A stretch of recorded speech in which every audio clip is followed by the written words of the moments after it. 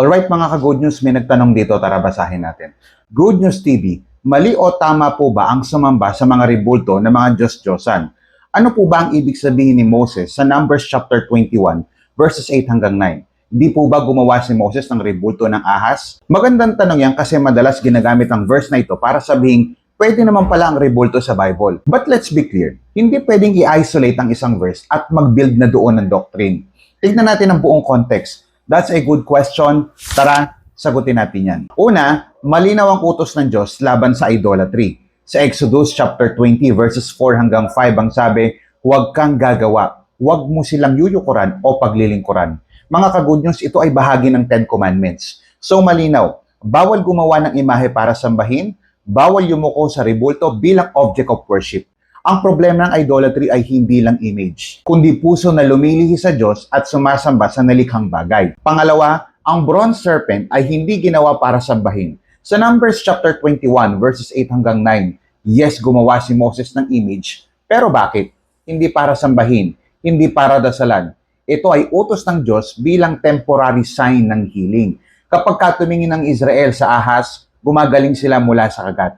Pero tandaan, hindi ang ahas ang may kapangyarihan. Ang Diyos ang nagpapagaling. The serpent was just a symbol, not an object of worship. At higit pa dito, may mas malalim pang meaning. Sa John chapter 3 verse 14, ang sabi, kung paanong itinaas ni Moises ang ahas sa ilang, gayon din dapat itaas ang anak na tao. Ibig sabihin, ang bronze serpent ay type o larawan na tumutukoy kay Kristo. Kung paanong tumingin ang Israel at gumaling. Ang tumitingin kay Kristo sa pananampalataya ay naliligtas. So mga ka-Good News, hindi ito justification ng ribulto. Ito ay foreshadowing ng gospel. Pangatlo, nang ginawang idol, agad itong sinira. Ito ang crucial part na madalas nakakalimutan ng iba. Sa 2 Kings chapter 18 verse 4 ang sabi, sinira niya ang ahas na tanso. Sapagkat nagsusunog ng kamangyan dito. Nung nagsimula na itong sambahin ng mga tao, sinira ito ni King Hezekiah.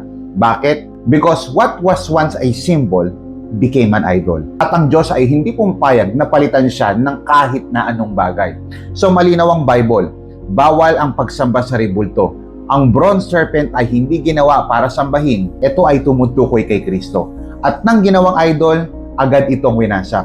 Mga ka-Good News, the issue is not just the image, the issue is the heart. Kaya ang tanong, sino ba talaga ang sinasamba mo? Mga ka-Good News, suriin natin ang ating pagsamba. Sa John chapter 4 verse 24 ang sabi, ang Diyos ay Espiritu at ang mga sumasamba sa Kanya ay dapat sumamba sa Espiritu at katotohanan.